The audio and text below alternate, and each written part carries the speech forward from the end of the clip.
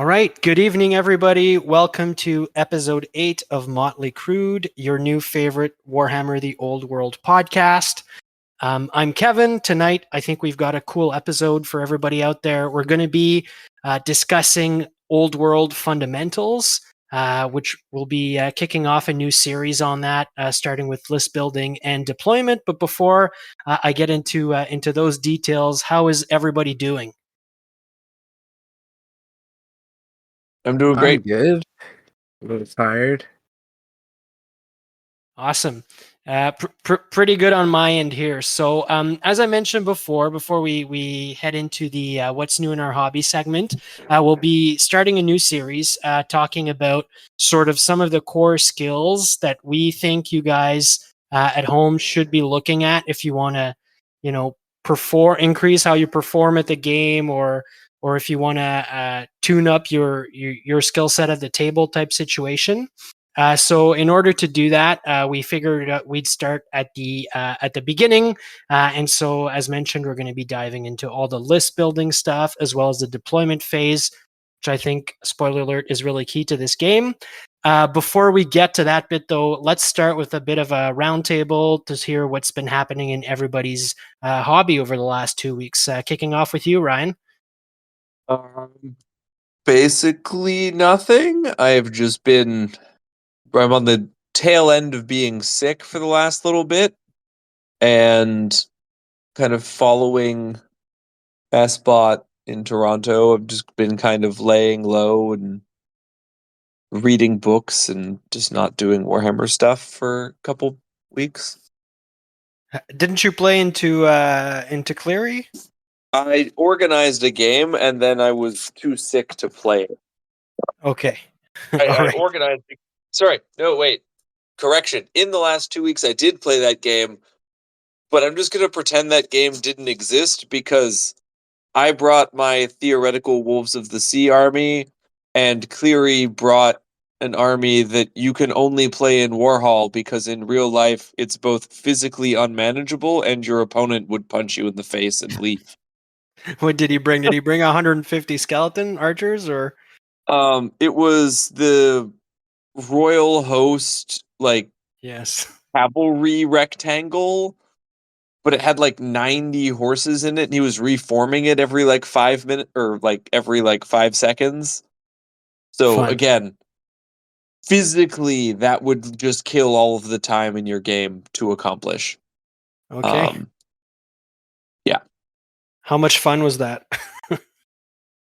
I actually had a great deal of fun, but that's because my Wolves of the Sea went full Viet Cong and were coming out of like every surface of the table, and he could only shoot one unit every turn.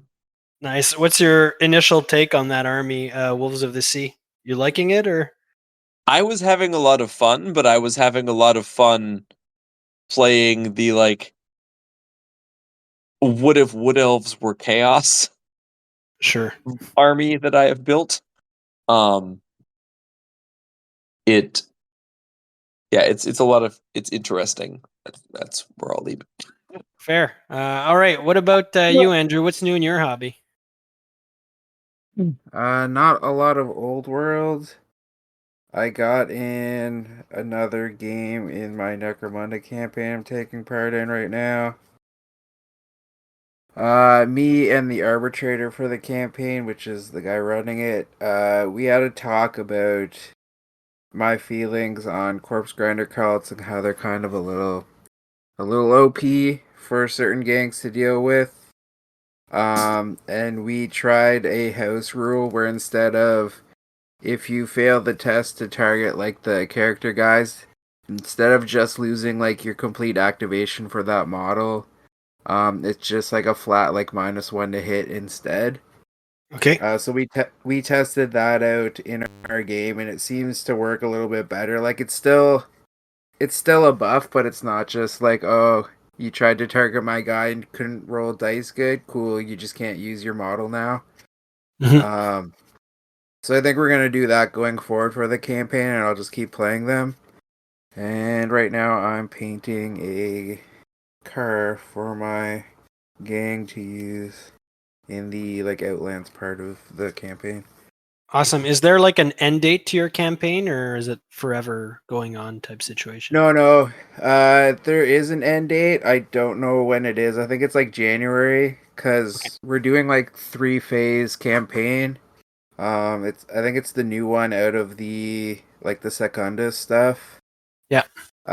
So there's kind of like 3 main phases. There's like one where you're in the first Hive Primus, and then there's the second phase where you're racing across the wasteland to get to Hive Secundus, which is the fallen kind of spooky hive. Yep. So we're in that part right now, so it's all like the vehicles and like Mad Max stuff. So I forget when the last phase starts, but I think that's around like Christmas time, and then I'll go into January. Awesome. That's good. I like the 3 phases and the completely different aesthetics that go along with each. I mean, they're pretty evocative and cool. So sounds pretty good. Okay, so on my end for what's new in my hobby, so I played 2 games of Old World since our last episode. It was a disastrous week plus for me. I lost both my games. One into Wood Elves, which was a good match, but I ended up losing, and then one into Bretonians, which just was a complete disaster for a lot of reasons. But hopefully things will turn around. I've got a mirror match coming up in the next week around against obviously Chaos Dwarves, so that should be fun. As far as painting goes, I've been just pushing ahead on my Amazon warband for Mordheim. I'm more than halfway done on the Amazons, actually, so I'm pretty happy. I posted some pictures of them online there, so if anybody wants to take a look at them. And we've got our first games of that Mordheim campaign coming up this Saturday, so I'm pretty excited about that too. And then I guess finally, I'm also continuing on my eternal quest to read / listen to all of the Horus Heresy novels. I think I got 3 left right now before the Siege of Terra series, so I'm pretty pumped about that. Listening to Slaves to Darkness currently. So yeah, that's my hobby. We're actually, I think, going to have a news segment tonight where we have something to discuss other than upcoming events. I think the first item on the menu there is the new Burlock Damonson model that was announced / shown off.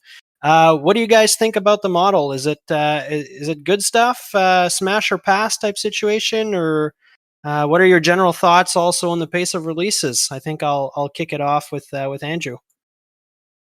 I mean, it's a good model. I feel like for a special character though, he's a little generic. Like he's a cool engineer model for sure, but they should have went with like the Power Fist though, because that was kind of like Burlock's whole thing was he blew his hand off and made like a robot one.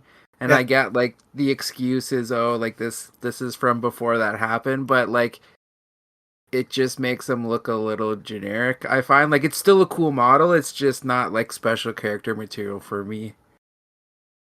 Yeah, I understand. It's like we went back to before he had an identity in terms of the model. Yeah, basically, like Yeah. I don't know. Like again, it's a cool model. I like it. It's just I don't know. Could have been like had a little bit more uniqueness to him. Fair. And what about releases in general? It's our first new thing since I think Warriors of Chaos came out. Yeah, I mean it's kind of slow. Like I would have liked it to been a little quicker.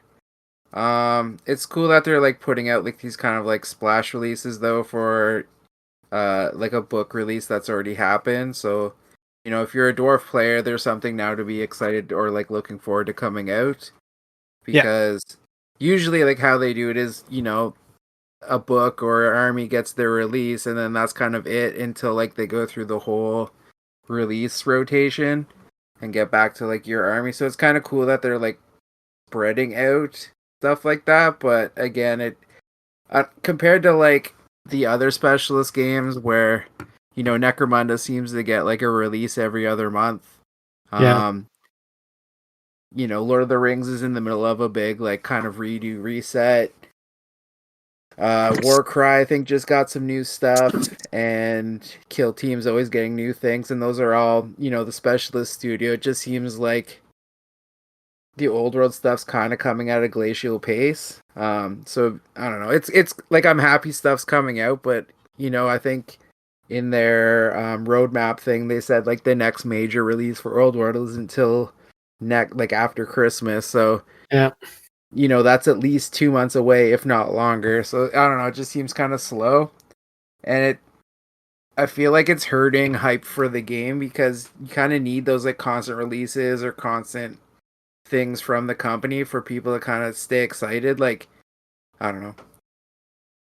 I think it's hurting the game, but Yeah, yeah. I agree with you. I think there's a lot of community interest and buzz around the game, and it's slowly starting to fizzle a little bit because there's no news coming out. I mean, you obviously can't just line up release after release after release type situation, but at least, feed us something in terms of news or discussion or articles about the game on Warcom or whatever. So I would definitely agree with you on that a little bit. Ryan, over to you on the model and releases. Okay. As to the model, I'm just gonna have an intensely controversial opinion here and state that I actually just hate the aesthetic of Warhammer Fantasy Dwarves in general. Okay. Just Woo, like Yikes. he is an okay looking model in the grand scheme of models, but I just don't care. That's just my thing. Sure. They're not your jam. Exactly. Like that's whatever. As to releases, it's I think Old World's kind of getting caught in a larger logistical thing that's going on with the company right now. Because like, as someone that is on Warcom daily just to check out everything, it's like they're down to one article a day when it used to be 2 to 4 Yeah. during the summer. There you look at the releases, they're all small maintenance things, and like totally understand there's issues with Somali pirates and things getting from China to the UK to get packaged and warehouse systems and like a million and one logistical hurdles. But I have the strong feeling that basically every part of their business is kind of suffering in order for them to meet their Christmas commitments. Mhm. And it sucks for all the reasons you guys just articulated, that it kind of makes the buzz of the game die down. Like, would I love to have a Frindall model before Christmas? Yes. Yeah. um but at the but same even time, just like they're not even releasing like articles for the game. Like every game system on their site gets some sort of like article or little rules thing on Warcom every week, and it's just there's been almost nothing other than like, hey, look, a new model's coming, or here's our next release for the game on Warcom. Like it's just completely ignored by the company. It's really strange. but but you could also say that about Heresy and Legions Imperialis and Blood Bowl. It's Yeah. just I mean, Necromunda Kill Team and Middle Earth Strategy Battle Game that have gotten marginally more coverage. But like Yeah. even 40K is getting 2 articles a Limited. week and they have Yeah, no you're right. content in them. well, Yeah. that's their main game. I get that, but like, I mean, even not Imperialis, but the other one, the Legion one, like they get articles. Just Blood saying, Bowl I'm not saying so much. You're in right, the but last 2 to 3 weeks, everything has gotten crap coverage. It's Mhm. just because we're like the nichest niche, it looks worse and has a larger impact, Fair. is the point that I was making. Yeah. But I've everything right now is getting crap coverage. I've also noticed, like, I check the site pretty regularly, well, religiously, frankly, and like definitely the pace of articles writ large seems to have dropped over the last few months, which is kind of surprising. I understand the rush to get to Christmas from a production and warehousing bit, but presumably that wouldn't affect the individuals writing the media articles, so that's it's a bit of a surprise. But yeah, I think Yeah, I but echo all your comments. But when they're a direct arm of your marketing department and the marketing department only thinks about what do I sell, it's Yep. Yeah, but that's what where is it falls apart. what marketing are they putting out about, except for the article about the Christmas boxes? They're No, not and that inundating our emails or anything, so yeah. No, I think we can all agree there that whatever they're doing, it does not make sense. But it's just meh. it is what it is. Yeah. But Emperor's Children for 40K. Just Yeah. throw that out there. I'm there for that. I'm there for that. There yeah, absolutely. Okay, so cycling back to the old world That's it for there. me. On Burlock, I mean, I'm happy to see a model for all the dwarf lovers out there. And just as you guys have mentioned, happy to see a model period for the old world. I'm not super sold on the aesthetic of this model in general. It's kind of busy for me, and it doesn't really have that like badass vibe to it. Example or exhibit A being Ungrim, which I saw and immediately I was like, I want one and I want to paint one. Burlock, not getting that kind of vibe from him. So there is that. I'm not as harsh of the dwarf aesthetic as you are, though, Ryan, for sure. With regards to releases in general, I mean, yeah, I'm same as you guys. I wish they were beating the iron a little bit more while it's hot. It would seem I'm not in a place to really assess their decisions, but it would seem to not be wise to not take advantage of good timing. But hey, that's about all I know of the wargaming business. So I'll stop there. Our second item of news is news-ish. I'm saying it within quotations. Is there was a supposed leaked packaging for some Empire captains with an S. Any thoughts on this one? Have you guys seen it or had any exposure to that leak? I'm fairly I s- convinced. Go, Andrew. I saw the picture. I mean, it's hard to make out what actually is in there, but I don't know. If it's Yeah, I agree. true, that's cool, but I didn't. Was Empire supposed to be next? It is. I thought it was. I thought it was High Elves. No, I'm pretty sure They, it's they Empire didn't. next. They didn't give us an order. It was some combination of those two things. I gotcha. I Really, mean, I don't know.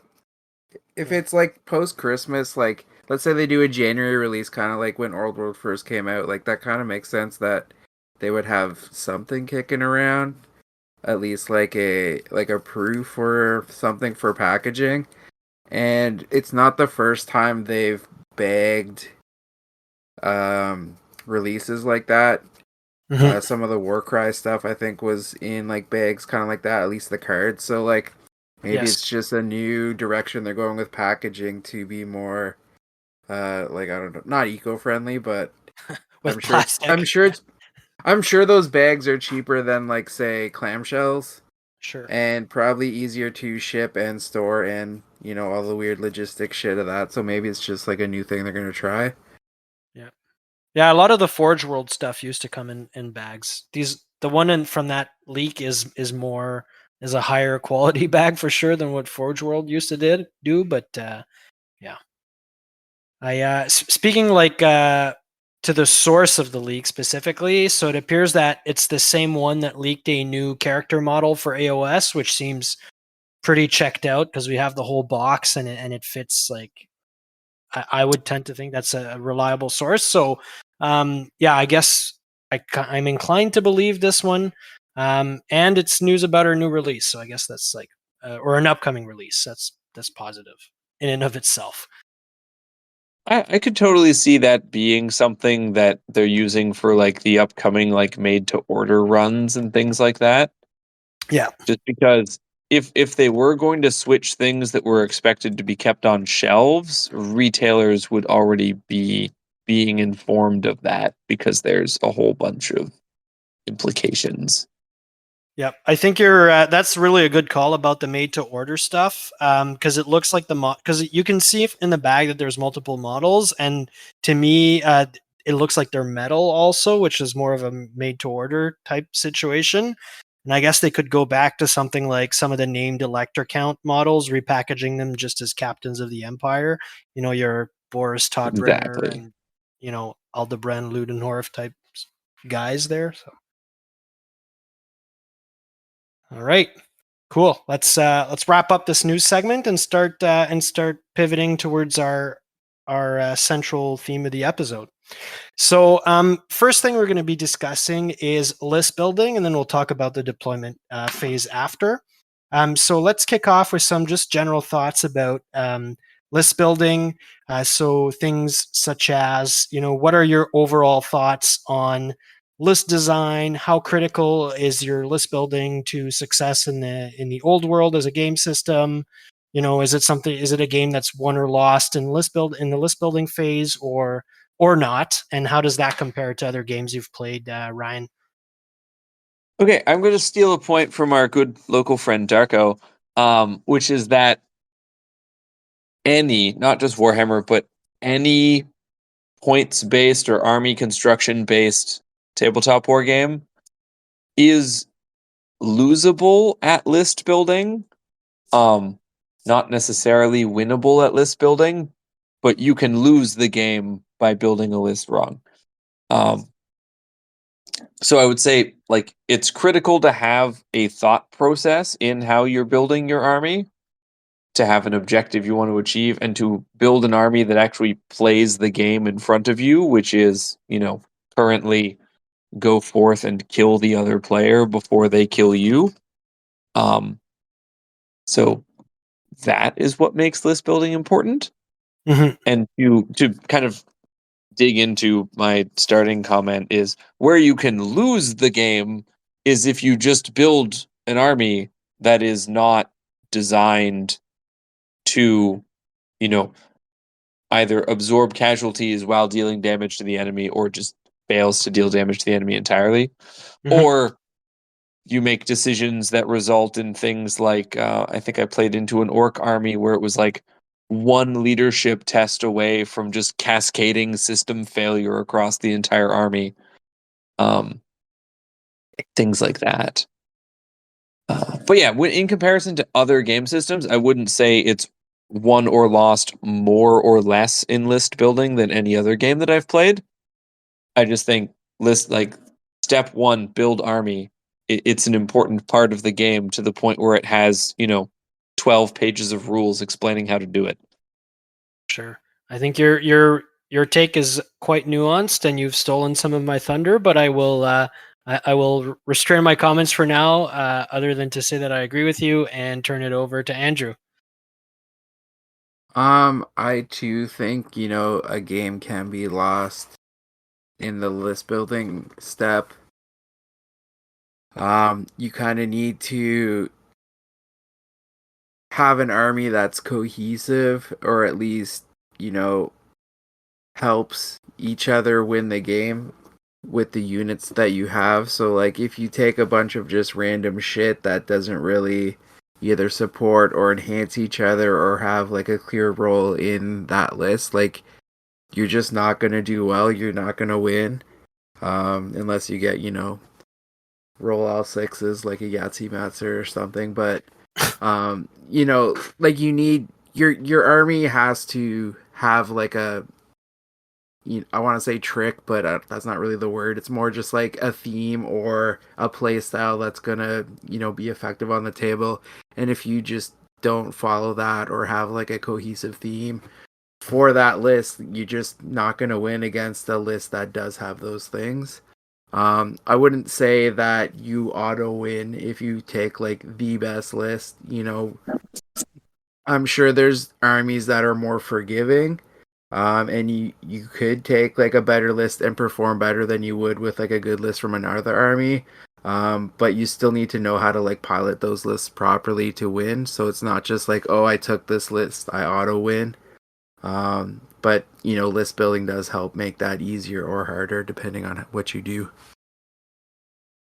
Yeah, absolutely. I think it's I generally agree with you, Andrew. I think on my end, the old world is a Games Workshop style game, so yes, list building is an important element to it, and I'd be lying if I told you otherwise. Ryan was quoting Darko there, but I think it's accurate in that anytime you have a game system with like a plethora of army, unit, stats, equipment options, then list building is going to be important. And then list building is also, I think, in the old world a bit more, quote unquote, old school or granular compared to some of GW's more modern game systems. You've got things like Build-A-Bear type heroes, micro level detail on how many models and how they're outfitted in a unit you'd have. So it's a bit more of that old, I like to call it RPG-esque style of list building, which is cool.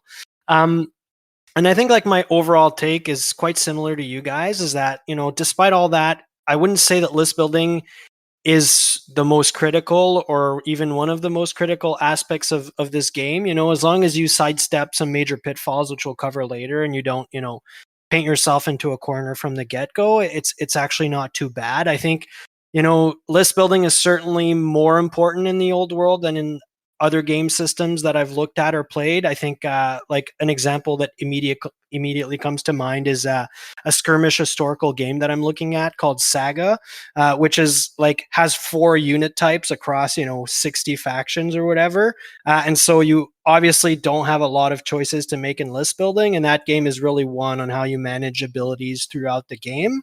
And then when you compare, so that would be like at the end of the spectrum of list building is not that important to this game. And then on the other end of the spectrum, you'd have some of the more, some of the GW games that were more intensive in terms of building and chaining combos or souping different elements from different armies to really, get maximum payoff, which obviously requires a lot of knowledge before you hit the table. So I think in general, all this to say, old world sort of falls in the middle of the pack in terms of how critical list design is to achieving success. And I think you see that in some of the events that we've all played at recently, like SBOT Toronto. You have a first and a second player that are both Warriors of Chaos with radically different lists. And on paper, the first list, piloted by Adam Slutsky, looks a lot scarier in terms of list design than the second one, but they came very, very close over 5 games against a bunch of different opponents. So I guess those are my thoughts. Any comments on that? Yeah. Are you that old now, Kevin, that you're looking at historicals? Yeah, I've reached that point in my life. I bought historical rules for a game now for the first time in an army or a warband. So I've reached that point. Oh boy. Yeah. Tune in for Act 3 where I fly out to sea to die, basically.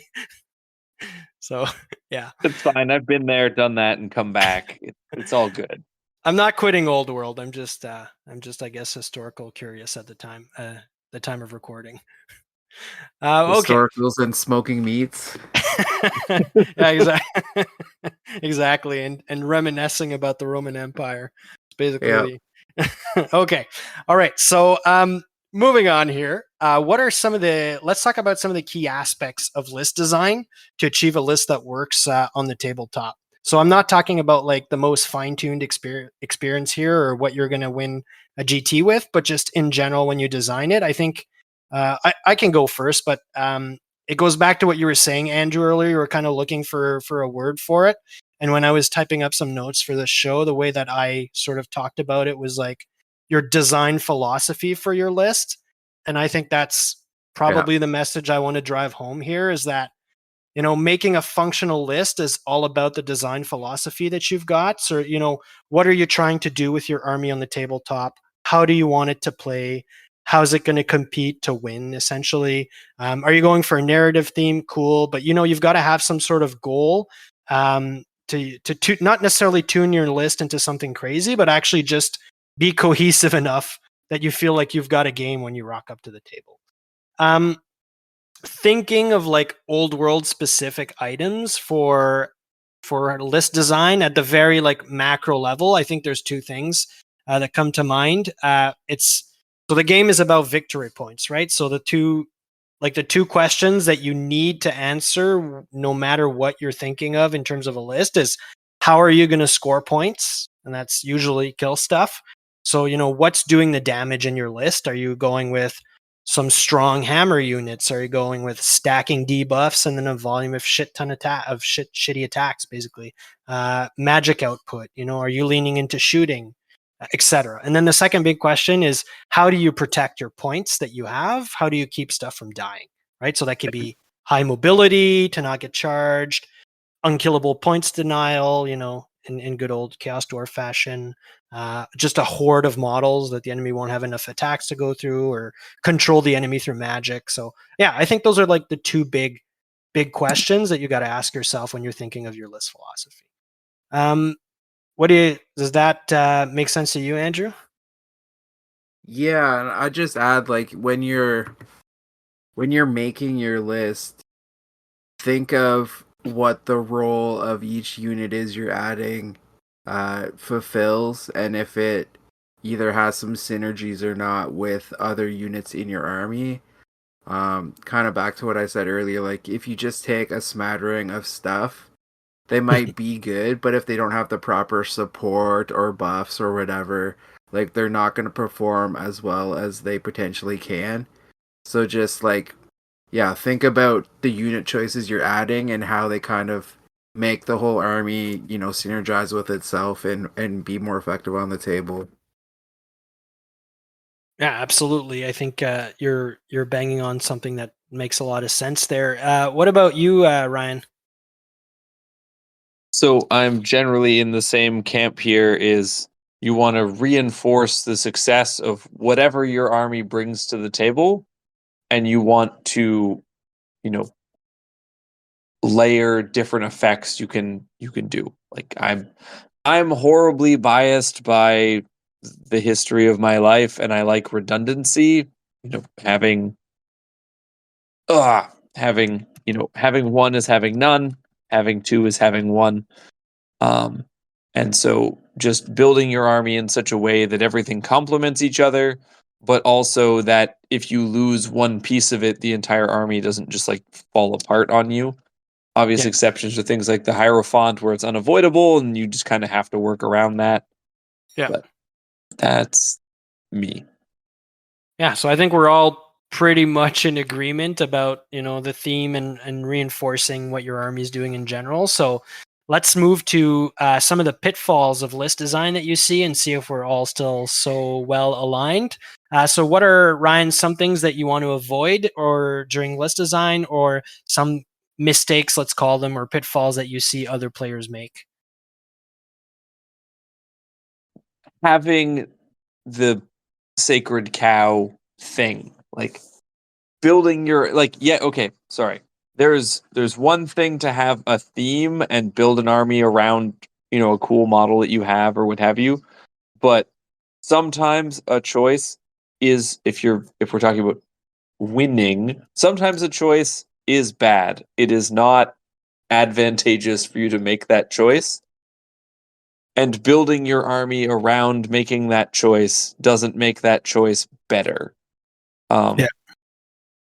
And that's really the biggest pitfall I can run into is, I spent a long time trying to make a Warriors of Chaos army that included actual Warriors of Chaos. I could. Yeah. It couldn't do anything, but I could. And that's the kind of pitfall that I find people crop into a lot, is just building part of their army around a unit or a capability that's just not worth it, or not doesn't add enough value. Yeah, no, I think that's a good one, and it feeds into one of my points, like the last sort of one that I'll bring up. I think I got four, off the top of my head there, I got four pitfalls that I see. The first one, I think, is I see people overinvest in characters in their armies a lot. So, it's really tempting to go all out and load everybody up with their max allowance of magic items, but I think it behooves you to stop and think of, like, what are you intending to do with that character? What's the lowest amount of points that you need to invest to get them there? Does your BSB really need a magic weapon, for instance? Is a question I'd ask myself before I put one on them. He needs the Falcon Horn. He does. That's a very good item. Hot take here. Yeah. The second one is chaff. So this is I'll probably have a bit of a controversial take here, but it's a common saying that you need chaff in your army. And I agree that redirection or harassing the enemy through movement or hunting war machines and squishy backline stuff are all super valid roles that you should think about in the old world. But what I often see players do is field chaff whose role is literally to die.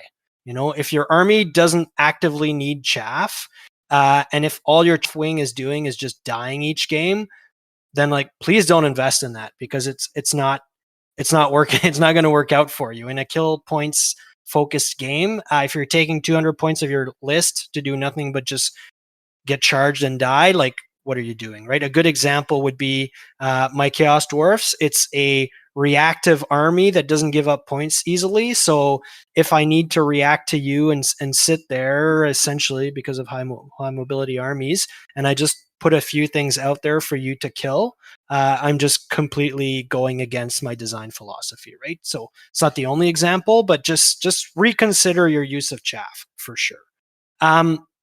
Thirdly, I think taking things, and this goes to against a little bit to what you were saying, Ryan, there is taking things in your list that actively go against your overall design philosophy. So I'll give you guys a really concrete example. So over the last 3 weeks, I've played into 2 nearly identical Wood Elf armies that were focused on Pillar of Fire, call it spam, ballistic fire through a bunch of skirmishers with poison arrows, and just a lot of mobility shenanigans, right? The first list also had a pair of Treeman Ancients, and then the second one had their casters on skirmishing horses that I couldn't catch, right? And then just more points for shooting.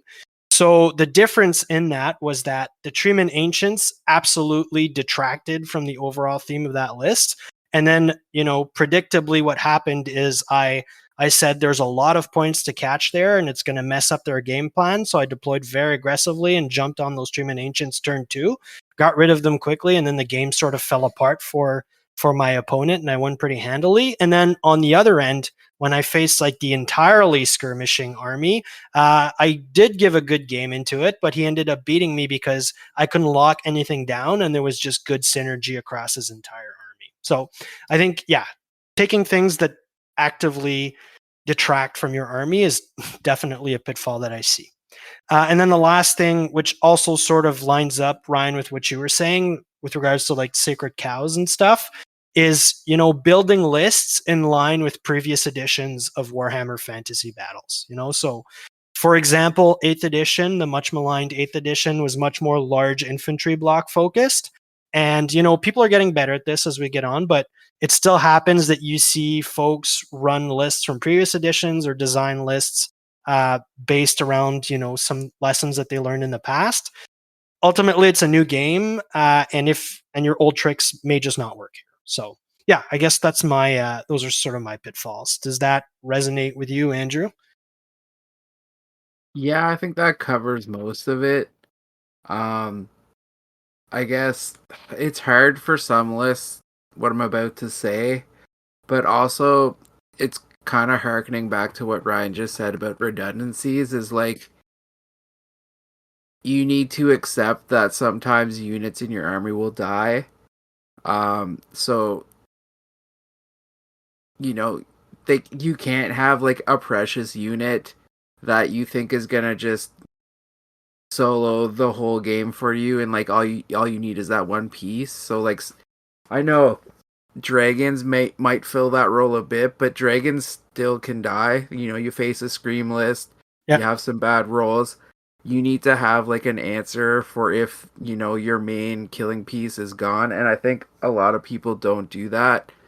And it kind of, if your whole army hinges on one model or one unit, I kind of feel like you see that a lot, and maybe people should be moving away from it. I mean, obviously, like with undead, if you're, your necromancer or your hierophant dies, like that's just the way that army's built. But like you see some of these dragon lists, and it's just like, oh, I took, 2 dragons and then all chaff. It's like, okay, what happens when that dragon dies? Like you just lose because your chaff's not going to be able to do anything, right? Absolutely. I think Andrew, like there's a nugget in there that I want to just jump on here for a sec because I hadn't thought of it, but I think it's actually super interesting as a thought experiment. You just to paraphrase, you talked about planning for failure. Basically, what happens when you lose that big piece? I think that's a Yeah. super interesting take and something to think about. Is how does your game plan shift when you lose some of those key elements? I tend to do that on the fly, but really thinking about it perhaps as early as list design is a really good way to do it. Yeah. Okay, so moving on a little bit here, I think we'll stay with you, Andrew, for this one. So when you think of a new list or army, so like when you started your Dark Elves, for instance, how do you approach like designing something completely new, or just how do you approach list building personally? Personally, I kind of want to have a theme or an idea or like like in mind when I make said list. So for my dark elves, one, it was just like an army I was kind of always wanting to play in the past and just never got to it. So I took, the old world as my chance to do so. Um, but I was like looking at all the elements in the list. I'm like, okay, well, this is cool. The dragon's obviously good. They have fairly decent magic. Um, and just kind of seeing what I can do to bring those elements together, uh, but not try to be too all comers, if that makes sense. Yeah. Like, there's a lot of units I would love to fit in my list, but then I feel like the list wouldn't perform as well. I'd love to take the Cauldron because I think it has some decent synergies with like witches if it gets its spells off, but like it's a big point sink in something that's not super reliable. Yeah. So that's kind of like those unit choices kind of shaped my way of making this list, and I still wanted, the like the Cold One Knights with their 2-up save, like they're really good. A lot of people, at least I see online with like Dark Elves, they don't take as much or invest as heavily as I do into Cold One Knights because they have stupidity, they're not super reliable. And you see now like Dark Elf lists going towards more MSU, just because they can do it fairly decently. But like I had my list kind of in my head the way I want to make it. An example I have is right now I'm looking at doing a Warriors list, and for that it's like, okay, they have a lot of cool stuff. Wolves of the Sea is really cool, but I kind of want to do something different than my Dark Elf, so I'm planning to make it all Cav. Mhm. Not using the actual like all Cav list. I'll just use a general list so I can still take marks, but like that's a theme in mind that I want to do, and I still think they can do it very well because they have very reliable Cav units. So yeah, like maybe I'm not as competitive in my list design because it's more like, well, what can I make that's half decent on the table but also like is cool and has like a good theme to it, as opposed to just like, oh well, what's all the best stuff in this list and I'll just throw that in there and hope it like does well. Like that's Yeah. kind of not how I do it.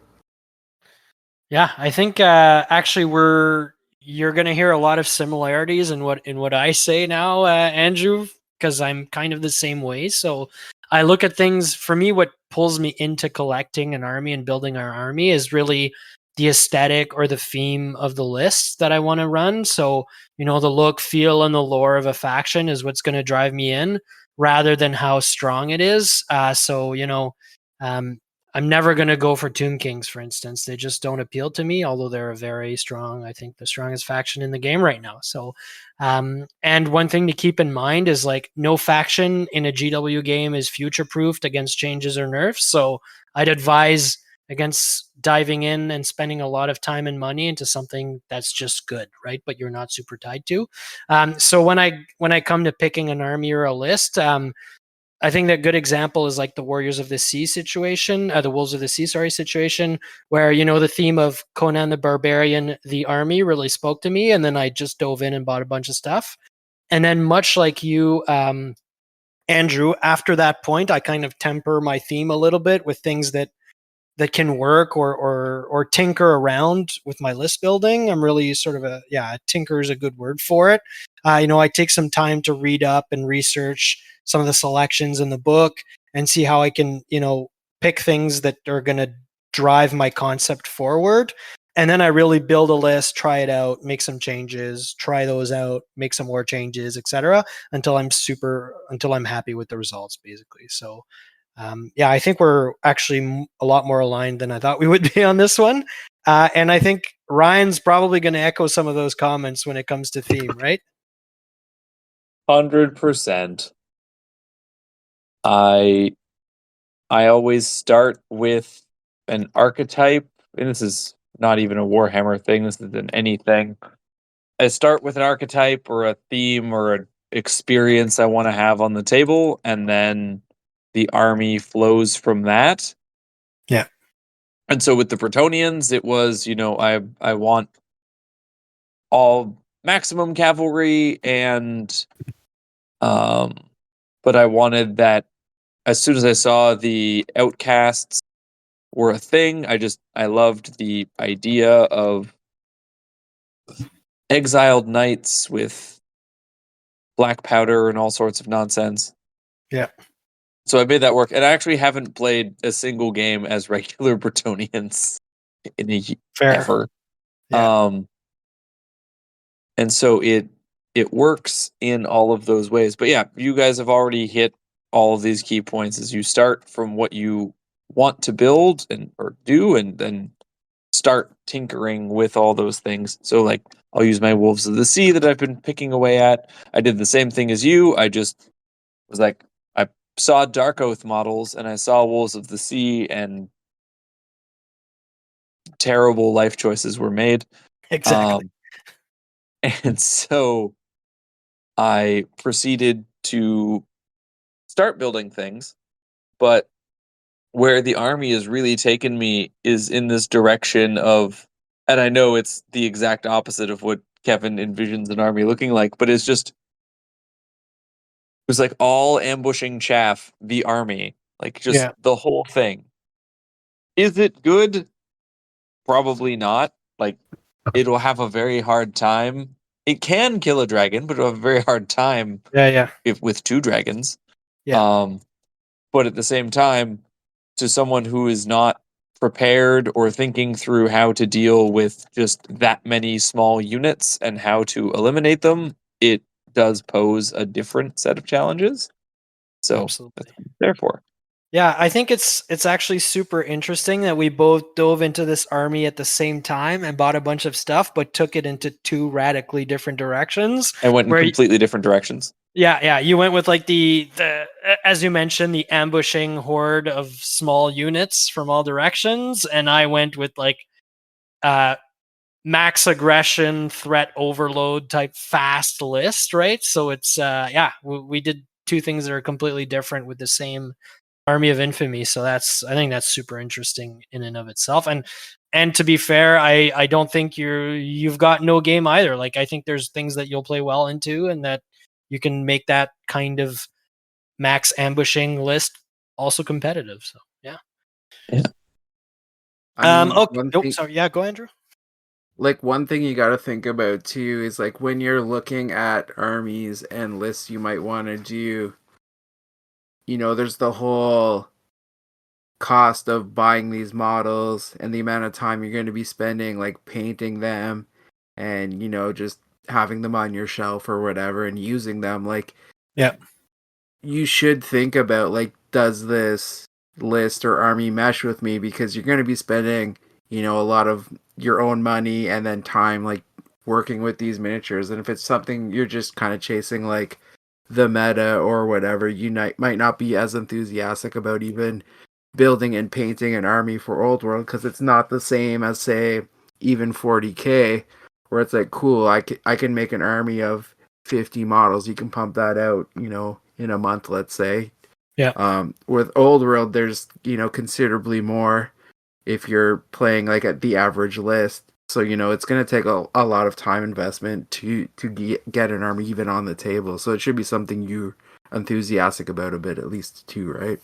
Yeah, 100%. And I think, Andrew, that's a perfect segue into the next question, which I was going to ask you and Ryan is, you know, how does our perspective on building a list or an army change if you don't own those models yet, or you're starting an entirely new army, basically? So you touched on it already, Andrew, but I'll turn it over to Ryan now. Okay. So this actually dovetails with exactly why I played that Warhol game with Cleary the other day. Is I own about 70% of the models I need to build this Wolves of the Sea army that I want to create. Yeah. And I was just theory crafting, and I wasn't sure if this is what I wanted or if I was just trying to create wood elves by other means and should actually just sell all of this stuff and go find my 3D printed desert wood elves that don't exist. And so I arranged to have this game after talking back and forth with a few people, just so I could see if does the army feel like I want it to when I play the game. Yeah. And despite the game being like literally just a terrible life experience for both players, like it was just the worst. Cleary's a lovely person, but that was just terrible. Despite that, I left the game knowing, no, this is what I want to play with. And Yeah. so, you know, it motivated me to then move forward with my sorting through my collection, parsing out the chaos stuff I'm never going to use, probably sell that. The dragon I'll keep because it's cool. All of those things.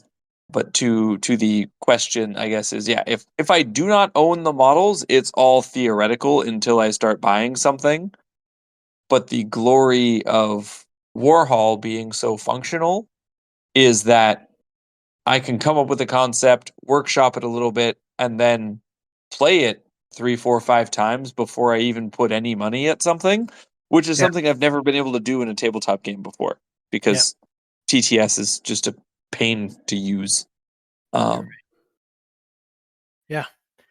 I was going to make the exact same point, Ryan. I was just going to say, like, I usually tend to dive in really hard and buy way too much stuff from the get-go when I jump into an army. But that being said, for people who are more financially intelligent than me, I recommend strongly using, Warhol and other online resources for this. I think Warhol is a fantastic tool, as you mentioned, to play around with lists, just try stuff out before you commit to something, and also just a really good tool to see if you actually want to play that army or play that concept in real life and spend all that time and effort on it. So yeah, it's just a hard agree for me here, Ryan. Andrew, I know you touched on some points of this earlier, but any thoughts, any additional thoughts with regards to new armies? No, I think you guys like covered most of it, and I kind of got my point out earlier. Again, like depending on budget, I guess my only recommendation would be, maybe think about it before you just start buying. Like, I'm kind of like you, Kevin. So with my Dark Elves, I literally bought everything at Red Dragon that was Dark Elves before everyone else did. So I have, not just my list that I have, but I have I can make any combination of army that I want because I bought so much stupid shit. But realistically, like, you should probably think about your purchases beforehand. And Warhol's an amazing tool for that, because you can say like, okay, I kind of got this idea for an army, let me line up a game somewhere and try it out, and then that could shape your purchasing more effectively than just kind of, oh, I'm just going to buy like one of everything or two of everything and just go. Because I'm looking at some of this stuff that I've built on my painting shelves, like my queue, and it's like, I don't know if I even am motivated to paint some of this, because I'm not sure if I'm ever going to actually field it in a game. Like Yeah. like the executioners for Dark Elves, I'm like, yeah, they're cool, but I don't have a concept of a list that they'd be really effective. So they might never get painted now. It's just like, well, that's wasted money. I could have bought more Necromunda shit or something. Fair. Yeah, sure. That makes total sense. But on the other hand, if you do buy one of everything, you will be super set up for Danny's Highlander event. Yeah, that's true. Okay. All right. Let's talk about fine tuning lists, and more specifically, preparing your list for large events. So, starting with you, Andrew, do you approach building your list for an event any differently than you do for one-off games? And if yes, like, what do you do? And then do you have any additional considerations? Let's say you're heading to SBOT Toronto or CCBB. So generally speaking, no, I don't. But I think that's more just based on our local meta and scene. Seems very tournament focused, if that makes sense. So like, Yep. when I make lists, I'm making lists for practice for tournaments, or testing tournament packs that like me and Ryan and Danny have maybe come up with. So it's like, okay, I need to make a list that's a little bit more competitive so I can test these things properly. If we had like more narrative stuff locally, maybe my list building would be different, and I would try, maybe not just quote unquote min-maxed armies. But I think that's very, what's your scene like, what's your gaming group like specific, and it's just, I try to at least make competitive lists because our gaming group is, fairly competitive. But it's kind of like, well, read the room. If your gaming group like prefers to do more casual or more narrative stuff, like maybe it's not appropriate to build some like balls to the wall list all the time and take that, because it's probably not going to be fun for you winning all the time like that, and it's definitely not going to be fun for your opponents, just like, oh cool, I brought like my fun list, like these models I like or these units I like, and you brought like a max tuned fucking tournament list and just get crushed. It's like, well, obviously there was some sort of disconnect on what the expectations for your list was going into that game, right? Yeah, 100%. Yeah, that's I had a narrative campaign here locally, and you're entirely correct that my list building shifted substantially for that. Ryan, what about your view on how you fine tune or prepare for events? So I build lists weirdly because I just kind of do whatever I want, even if it works against me at the event. I make strange choices, like showing up to a 5-round event with an all peasant army and then losing every single game. You It's commit to the a bit. thing. Exactly, but it's the same thing. Like, I went to a couple of our 3-round events and brought like no Pegasus Knights, no flying characters, and I still won 3 of my 3 out of 3 games. Like, so it's one of those, like, I don't necessarily temper my list building to the fact that I'm going to an event, but as Andrew said, I'm predominantly playing locally against a whole bunch of people that regularly play in tournaments. Yeah. Which means my lists are generally already geared towards at least playing in a tournament style setting. That's all. Yeah, no, that makes sense. I hadn't considered in my response how like your local scene will shape how you prep for events, but I think that's an excellent point that you guys have both made. One thing which I do do in terms of list building and prepping for an event is, absolutely more so than in my regular games, like focus on some of the common threats that I have to deal with. So I ask myself a bunch of questions looking at my list in terms of, do I have the tools to handle X, Y, Z type situation? I think one of the Can I beauties of deal with Cleary? yeah. Oh, what's up? Is that question? Can I deal Oh, with can Cleary? I? No, that's a dark part of my life that I don't engage with. No, but seriously, yeah, no, mortuary cults is something I'll talk about later in terms of like archetypes and specific lists in the meta. But just to get back to that, I think like one of the beauties of this game is it's very difficult to build a list that will answer everything out there. So at least some things I like to consider when I'm putting the list together or updating the list is, and which probably you guys out there should have an answer to, is do you have the tools to handle T6 plus monsters? Do you have an answer to the magic game in the game, for lack of a better word? Do you have something to handle, or a plan, or units to handle the very effective unit entries out there like Peg Knights, Dragon Ogres, Tomb Scorpions, or another example? Do you have enough mobility to be aggressive, or are you going to have to play reactively? Those kinds of just questions to make sure that whatever you run into, you've sort of got a bit of a better game plan. So yeah, I think that's how I think about it a little bit more in terms of an event.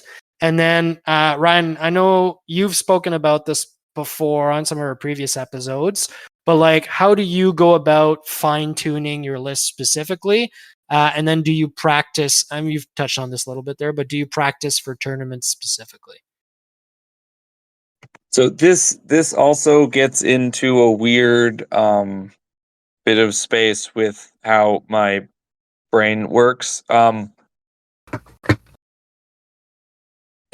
Or just full disclosure, I was recently diagnosed with ADHD in my 30s, and now I know why I do this. Fair. Basically, I just make lists. Oh, like I can sit there almost not even looking at my phone with old World Builder open and just make lists over and over and over again, making small iterative changes, wondering, what if I do this? What if I do that? How does it work out? How do the points work out? And then it goes off of like feeling. Like there's no like logical process to it. It's like, does the army's vibe sit well with the, inductive process of my brain's processing? Sure. And I just do that until I notice that I've created the same or very, very similar armies multiple times. Yeah. At which point I go, okay, that's probably the one that I'm feeling right now. That, everything I know about this upcoming event that's rattling around in my head flows into that and carry on. And then I will usually play that list for 1 to 2 months before. If it's like a big event like SBOT, I'll generally stick to 95% the same army for like 6 weeks beforehand just to get really honed in on it. Yeah. But that's how my brain works, and it doesn't make sense. And honestly, I can't advise anyone else to do that because it is what it is. Yeah, but I think it's not as crazy as you're making it out to be in terms of, maybe the hyper focus aside. But I mean, like, in terms of running a similar list for a while before and getting practice games in with that list, I think that's sensible advice. And then making small iterative changes is also, I think, very sensible advice when you're preparing for a big event, and is something that I do.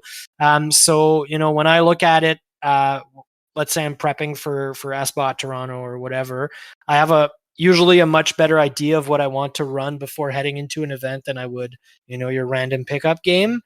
I've practiced it a lot. I've hopefully attended practice smaller events like RTTs into other tournament style lists. And then I just make a bunch of iterative small changes as I get closer to the event. So, change, like you, Ryan, change an item or two, swap one unit out for another, but overall the core function and feel of the list will remain much the same. So, yeah. So we're more aligned than perhaps you thought. So over to you, Andrew, on this one.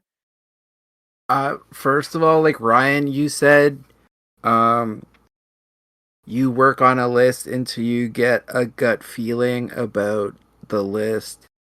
Do you think some of that, though, has to do with maybe not years of Warhammer Fantasy Battles experience, but just wargaming in general, that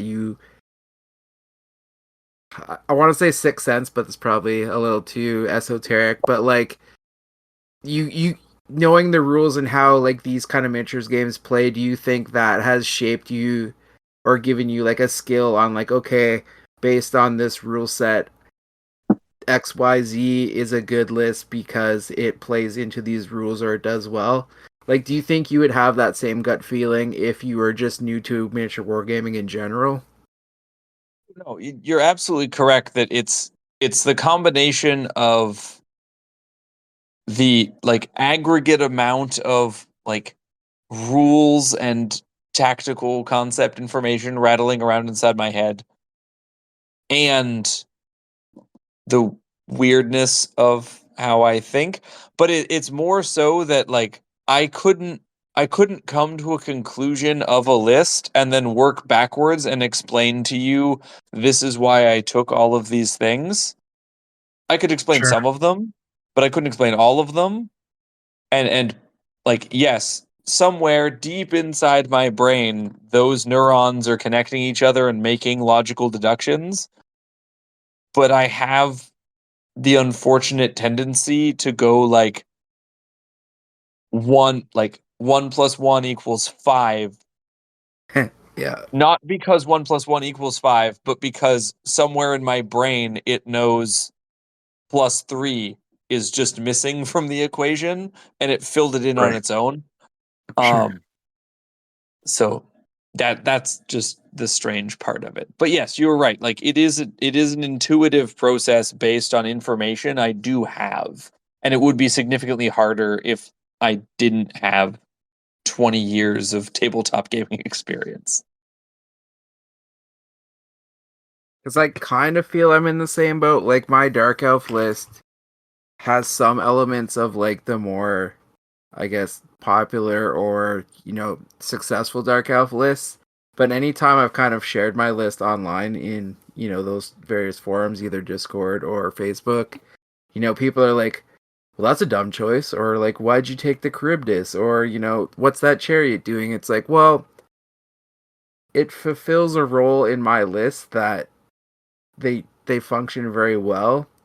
And it makes sense to me, and like I've been able to make good use of those units, whereas like other people like have written them off because they're just like, well, that's not a good unit, or it doesn't have enough support, so it's not going to do anything useful. Whereas like, well, it always seems to do something useful in my games.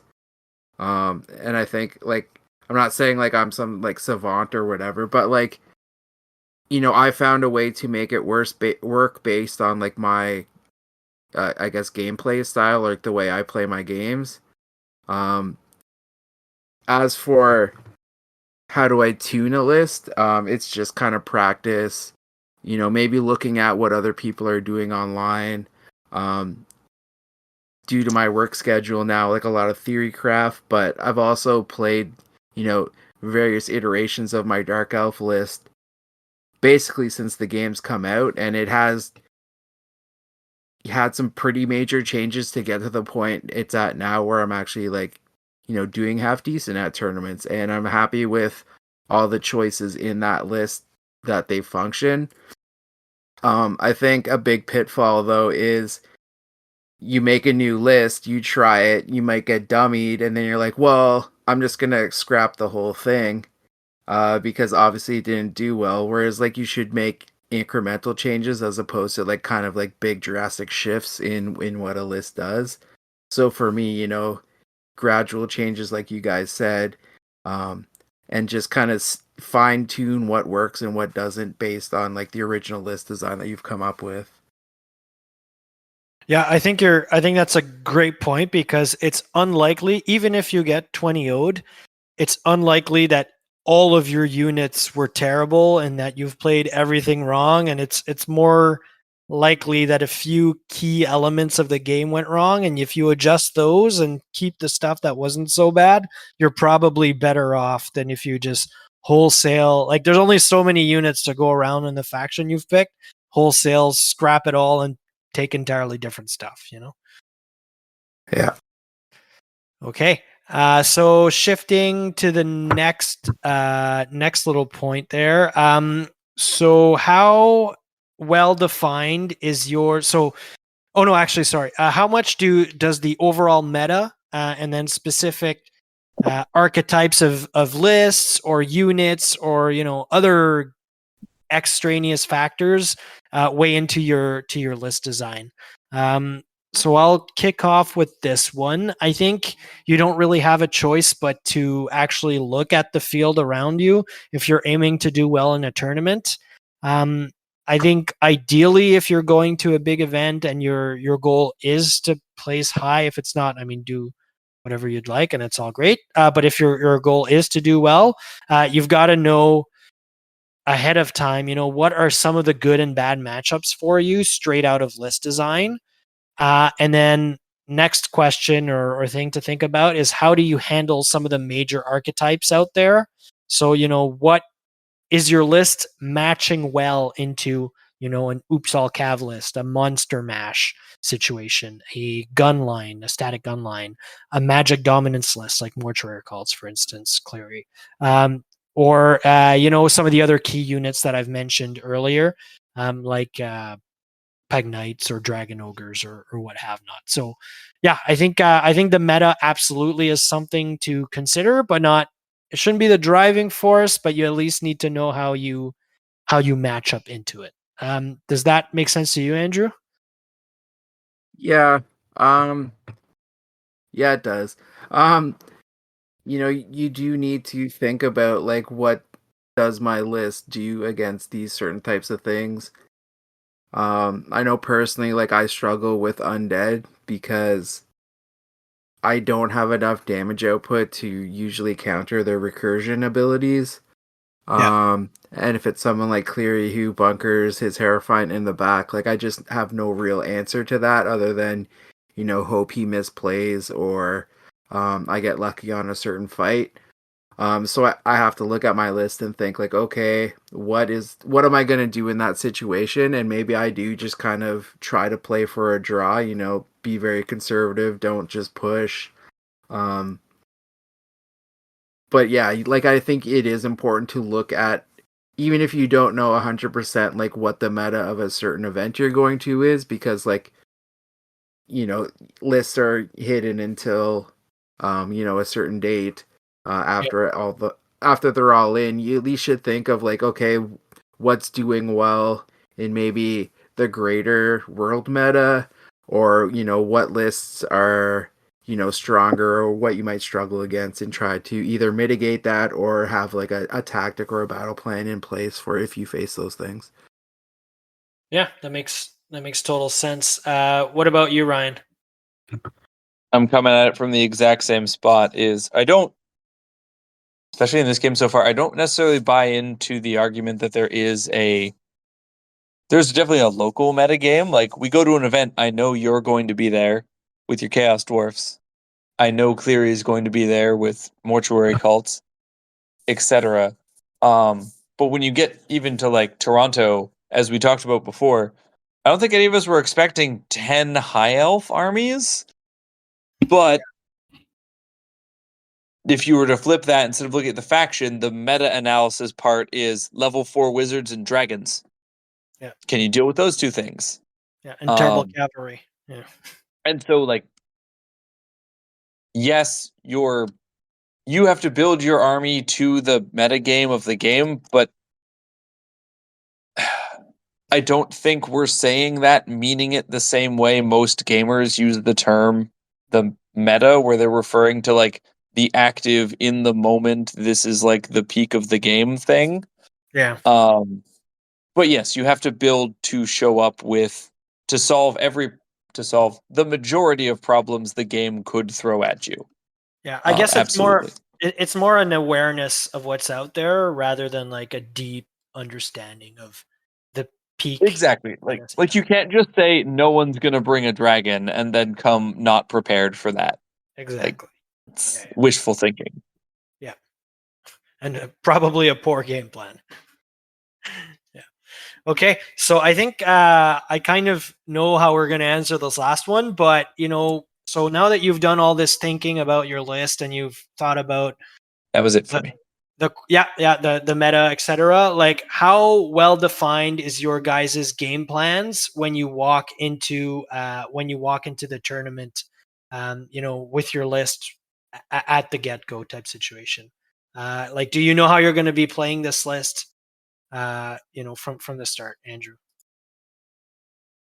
I'm a bad one to ask for that because I'm very like, I'll worry about it when I get there, and then I get there, I'm like, oh shit, I gotta figure it out right now.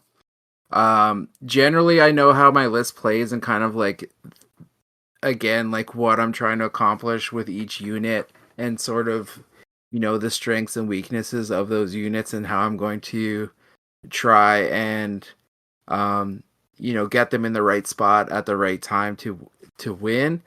Yeah.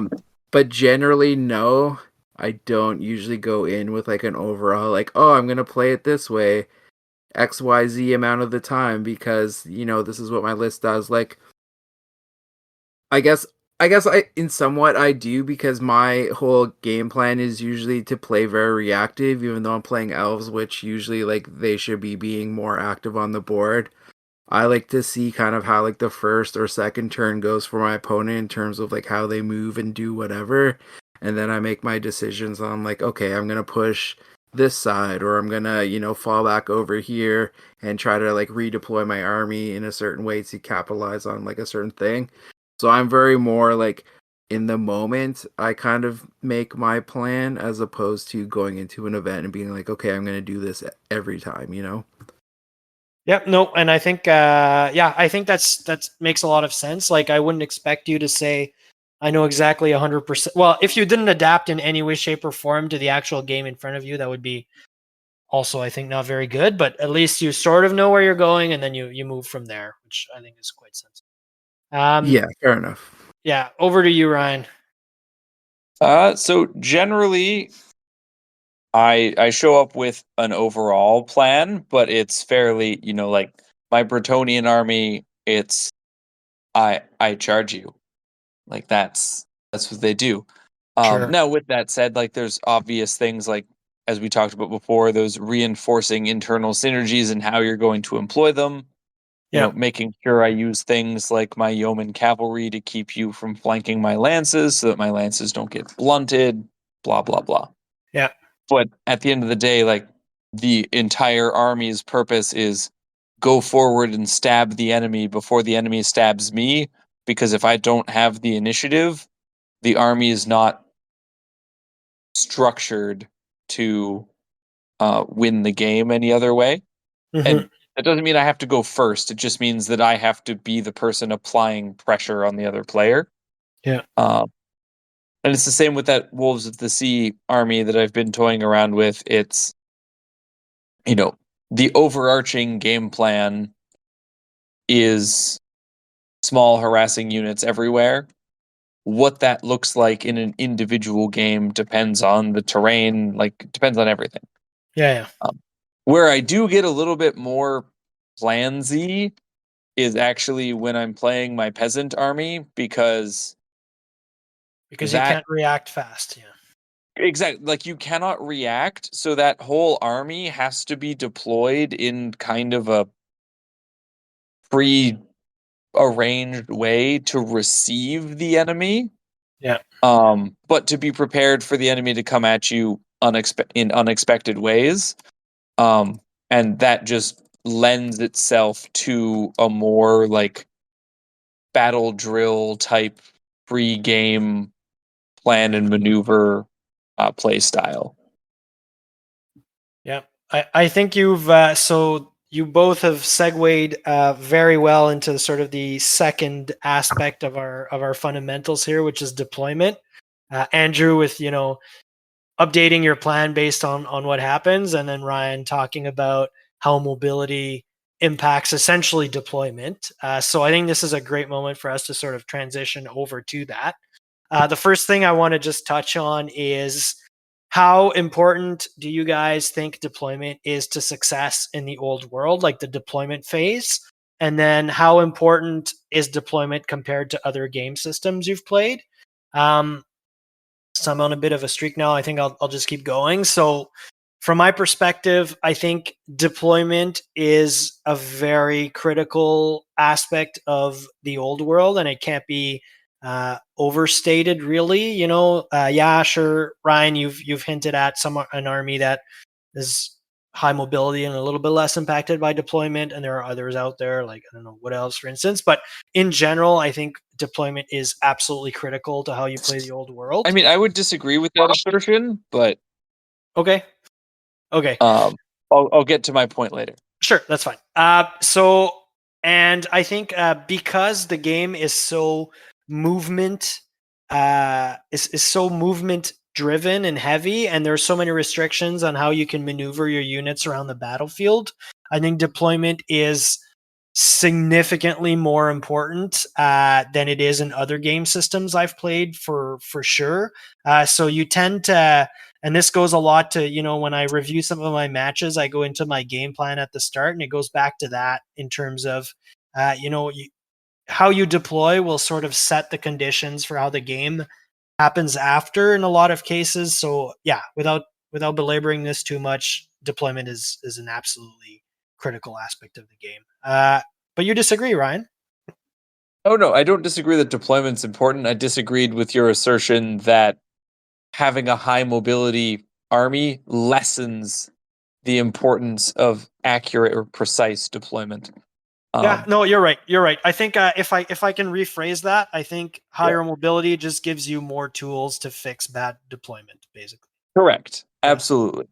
But yes, so I think deployment is critical because, again, starting from playing like a 4-inch move infantry block, my first big event, you're playing the game on rails. Like, you could literally count, like, aside from certain things like traveling mystical pathways and some of the weird dwarf fucking sprinting nonsense that Cleary's arranged, you can basically calculate the maximum possible travel location of most units in the game,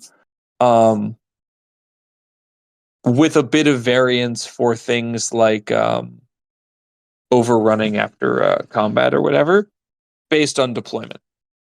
And so that does make it very important because, short of skirmishing, high movement value cavalry units or the intervention of magic, someone's misplaced infantry brick may never get to the fight. And that's why these things matter. Or, things like direct fire weapons like cannons and bolt throwers. If you plop it down in a spot that you think covers a great lane, and then I never deploy anything in that lane, yes, you have shaped what your opponent's done, but now your 100-point cannon's also not doing anything for the entire game. Now, with that said, if that 100-point effect was forcing your enemy to not be in a 8-inch wide by 40-inch long section of the table, maybe it's worth it. Or maybe it's not. But I do think that the game, again, it's one of those things, the game can certainly be lost in deployment, and it is an uphill activity if you are trying to win from a situation where you deployed in a way that is not in your best interest. Yeah, and just jumping in here for a quick second, going back to what we were talking about before in terms of list building, I think Ryan, just to harp on your last point there, games of the old world are way more often lost during the deployment than they are lost during list building. So that should Absolutely. speak Yeah. that should speak to the importance of deployment. Do you agree, Andrew? Yeah, I think you guys have touched on like sort of the main overall effect of deployment on the game. Again, like kind of like what we said about list building earlier, good deployment isn't necessarily going to win you the game every time, just like a good list won't, but bad list building or bad deployment definitely can lose you the game almost before the game even starts. Um, so you do have to think about those things when you're setting up. Yeah, no, absolutely. So moving on a little bit here, how do you guys approach the deployment phase concretely in game situations? Like, what are some of the key elements that you consider before or during deployment? Do you consider terrain placement as part of your overall strategy? Yeah, that kind of stuff, Ryan. Yeah, so it all comes back to that, what do you need to do to win the game, which is destroy the enemy? How are you going to destroy the enemy? And prevent them from destroying you situation. And that's where I think on the terrain piece, the biggest effect I find terrain has in this game is that it creates lanes where the battle's going to happen. Whether that's ballistic skill shooting, magic, charges, etc. The majority of the way terrain is being employed right now is just creating the spots of open space where the fight will happen. Mainly because I haven't run into a lot of people that are actually willing to fight in terrain. Which I've surprised quite a few people by being willing to just like run cavalry straight through a forest and chance dangerous terrain tests. But um, so with those lanes established, you can start to predict where your opponent is going to deploy things because ultimately you are both trying to seize the initiative and react to your opponent with your actions at this point. So it's usually why I lead with something like skirmishing mounted yeoman on a flank, something that'll have the ability to rapidly correct its position throughout the game, but also that doesn't just telegraph to my opponent, like, here's my Pegasus Knights, please kill them. Um, so that's kind of how I approach it, but basically anything that has like an obvious or fixed location, I'm usually going to just drop sooner than later because, cannons on top of a hill is not going to be a surprise to anyone. Unless I have a clever opportunity to put them somewhere else when my opponent's going to deploy it thinking they're going to be on a hill, but then you just go into rabbit holes of mental chess matches, I guess. Um, but the biggest things I look at is what is the terrain? How does it impact what I think I'm going to do? And where do I think my opponent is going to put their kind of big juicy targets? Yeah. But in that same vein, I try to deploy as many, not chaff necessarily, but as many lesser importance items first so that I have the best chance of positioning my like super hard hitting unit, like the vanguarding Pegasus Knights or whatever. Um, the later they are in the deployment stack, the more advantageous it is for me. That makes total sense. So, Andrew, what about your thoughts on how you approach the deployment phase overall? And then you can talk about how terrain impacts that deployment too. For me, what I'm thinking about when deploying is like, okay, um, now that I've made my list, um, what units need to be close enough to each other to support each other. Because like my army is very one unit doesn't do it alone, except for the dragon.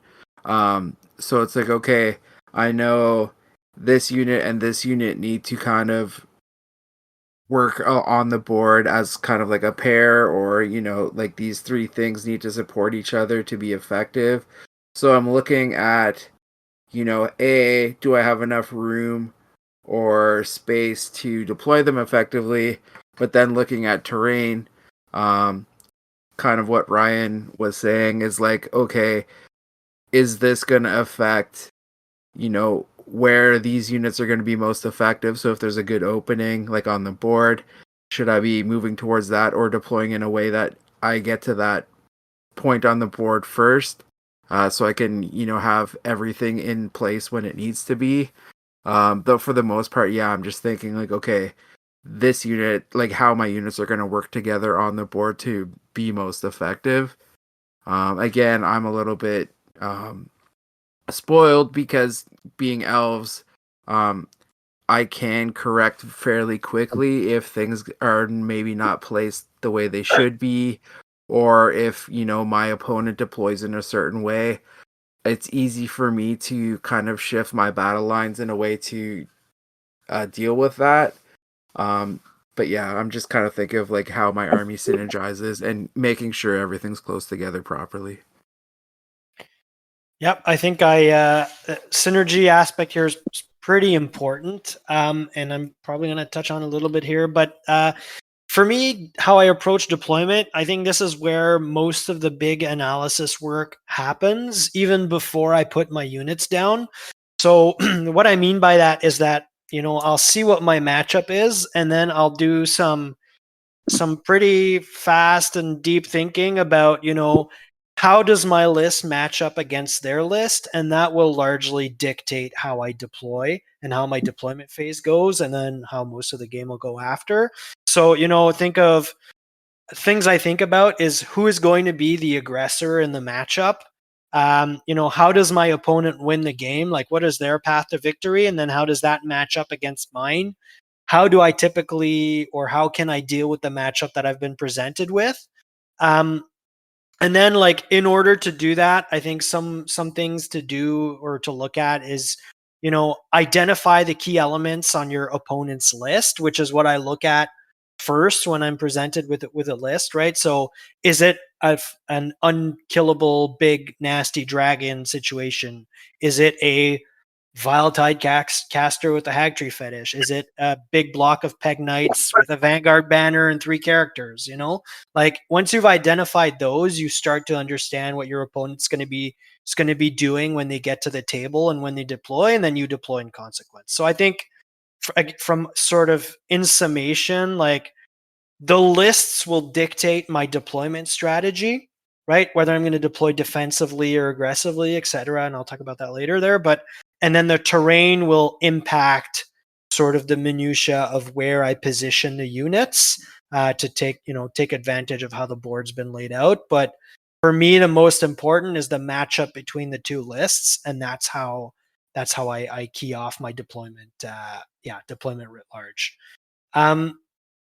So building on this last question, over to you first, Andrew, with how much does your deployment style and positioning vary from game to game? And then do you often find yourself deploying essentially in the same way, or do you have like different deployment plans for different matchups or missions, that kind of stuff?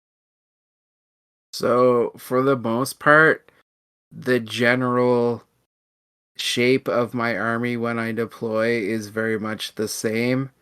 The only real big variance is like where along my battle line do I drop the dragon, and where do I drop my chaff, which I take Dark Riders, so they have scouts, so basically I can deploy them anywhere.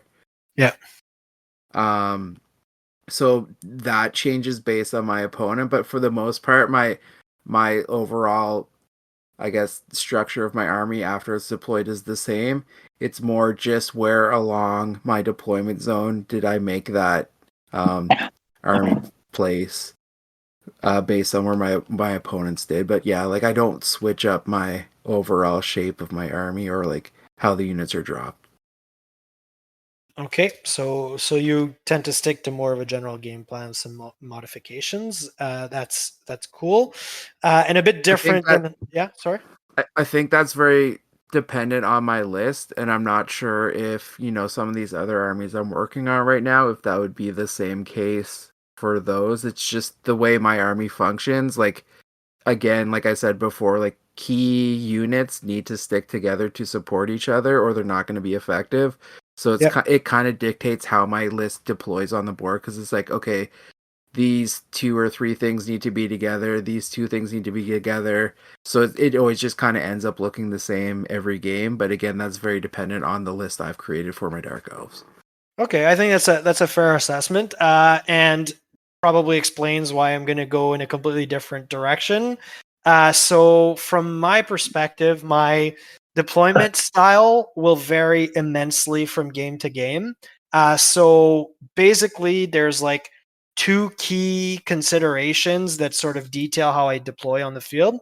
So, the first one is who will have the initiative in terms of being the aggressive higher mobility army that's able to dictate engagements. So what Ryan was talking about, for instance, with his Bretonnians, so who has the initiative? Let's call it like that. There is going to dictate my formation. So if I play with what I like to call a more traditional deployment, which is like the line formation, usually more forwards towards the edge of your deployment zone, or whether I'm going to adopt a more defensive position or disposition where it's harder for my opponent to wrap around my army and charge the weaker elements in the back that I need to protect by being more of like a, I don't know, castling up type strategy. That's the first big one. So initiative is going to determine that formation, and then the second one is threat ranges is going to determine the depth in my deployment zone. So if the enemy, for instance, the Vile Tidecaster I mentioned in my previous segment there is a good example. Like when you see one of those big threatening pieces, it could be artillery, it could be charge ranges on Peg Knights or whatever. Like that will that kind of item will determine how deep I deploy in my zone.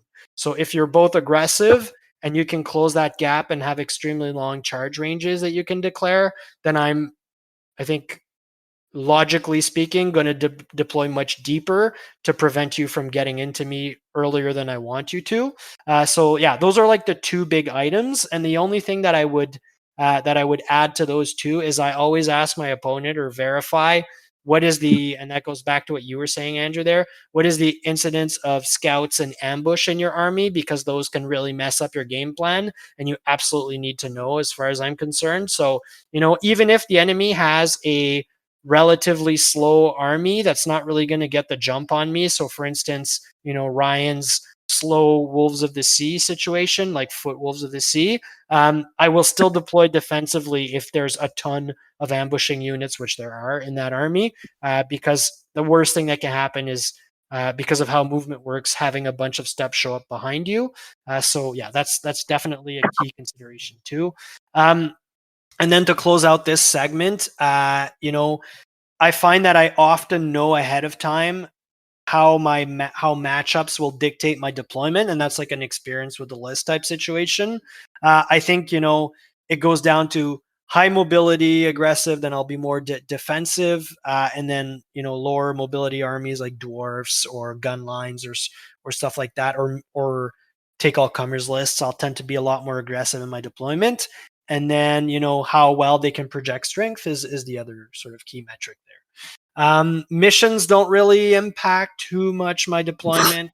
And terrain layout, as I said, will sort of spice things up, but is usually not the key determining factor. What about you, Ryan, on this one?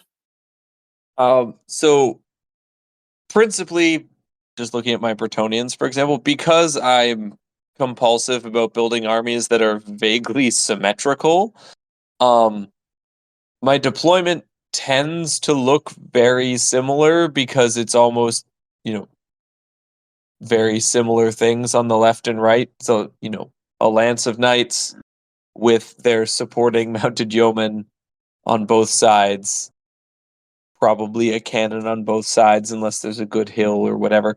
But it tends to look very symmetrical because I have to.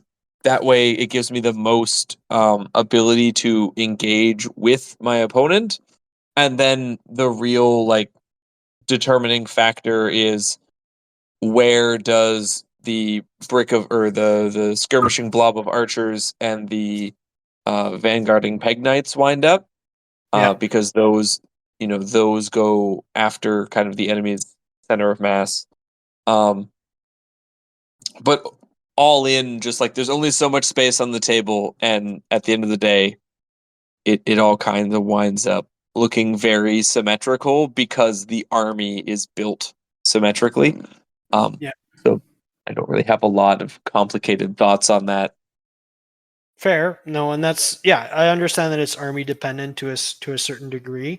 Like the last game I played was into a big Peg Knight bus with 3 characters in it that was probably worth like 1,100 points. So with a Vanguard banner, it was a given that regardless of what that guy plays, that thing is always on the line and is always charging in turn 1, right? So yeah, there is, you're right, Ryan. There's like an armyism to this for sure also. So moving to our next question, and that one's in terms of drops.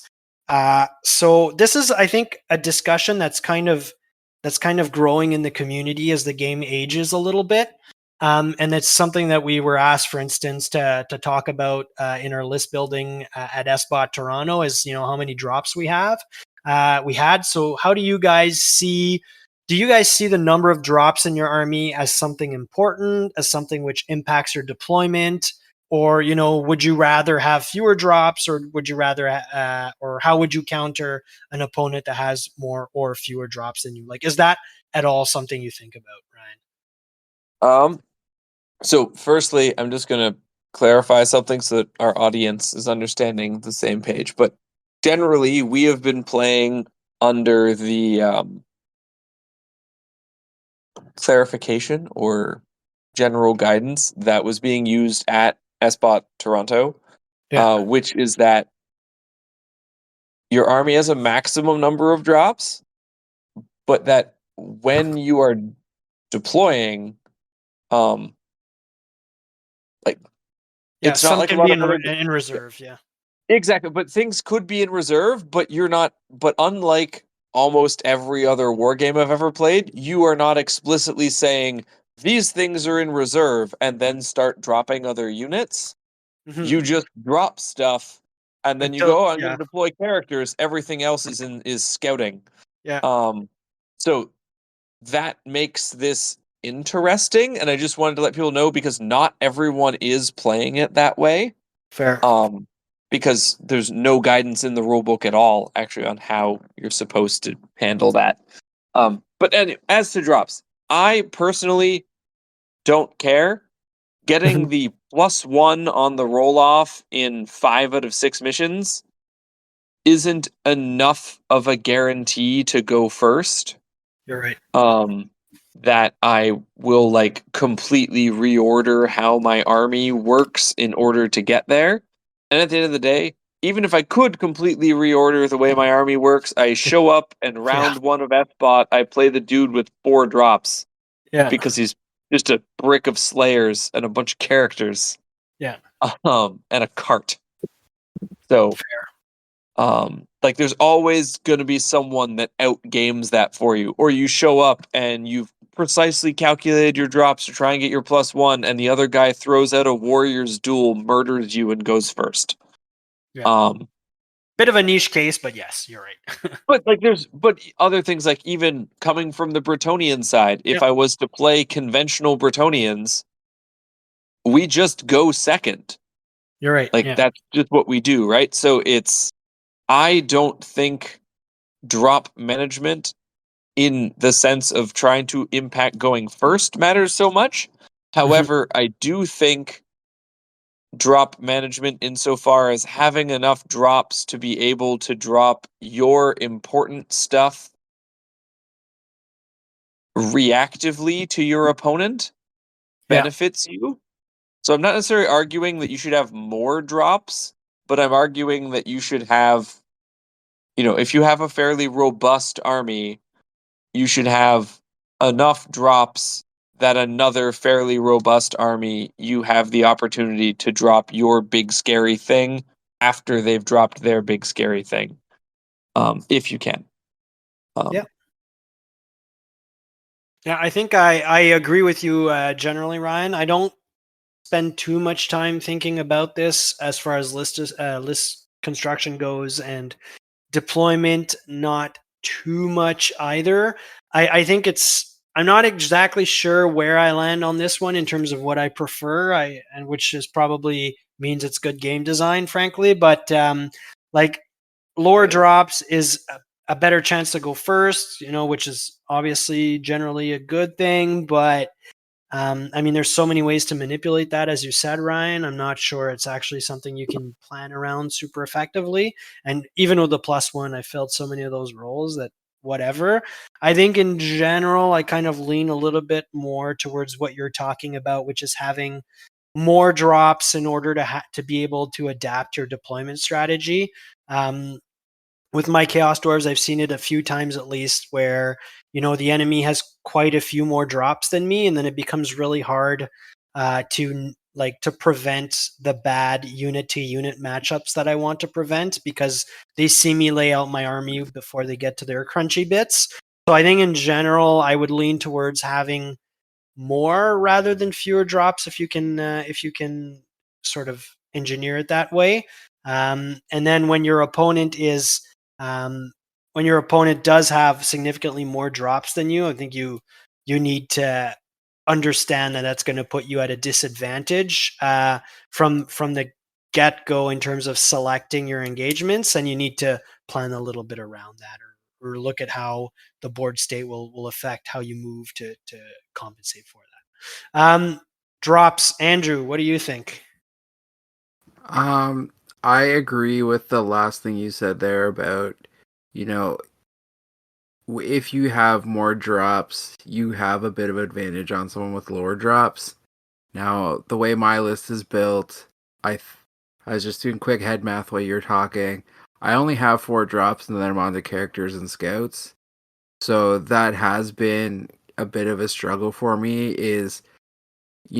I'm already placing like my key units very very early in the deployment phase, and sometimes good opponents that I'm playing against will be like, okay, now I know where to put my stuff compared to that. Again, I feel like my army is a little bit more forgiving because it's so quick, because I have tools in the magic phase to sort of shift things around properly. Yeah. So it's not as key, but that's army specific to me, and like I think you should at least think a little bit about how many drops are in your army if you're using an army that doesn't have a way to sort of redeploy or at least move quickly to correct any sort of bad matchups across the table in terms of like units facing certain units. But I think that's, scouts are a good way to sort of deal with or counter maybe some bad matchups across the board. If if you're out deployed, so to speak, I think, scouts are a good tool to sort of try and mitigate that anyway. But yeah, like, I don't think it's something I think about a lot when making lists or, even deploying. Because it's just, like, for me, it's just a given that, like, okay, I'm going to probably be deployed first, and he's going to be able to choose some, more advantageous matchups because they have more drops than me. But it's not, like, a key component of, like, my strategy or, like, how I'm thinking about winning the game. That makes sense. Yep, that makes sense. And I generally agree with you on this one, Andrew. So moving on to pitfalls of the deployment phase. So like, what leads you or your opponents or people you see playing games to lose games during the deployment phase? What are some common pitfalls that we can all avoid when we're deploying our armies to make sure that we actually do have a game. Because speaking from experience, some of the games I've lost have absolutely been due to mistakes during deployment. So yeah, I think I'll kick off on this one. So I think the most common pitfall goes back to the whole spiel I had earlier about that pre-game analysis and seeing how your game plan matches into your opponent's game plan in army. As an example, I think actually I know two of the games that I won at SBOT Toronto were absolutely due to my opponents perhaps not deploying their armies in like a way that totally is to their advantage. So picking one example, my game into Tomb Kings, it was actually a shooty type stay-at-home Tomb King list that was bunkered up.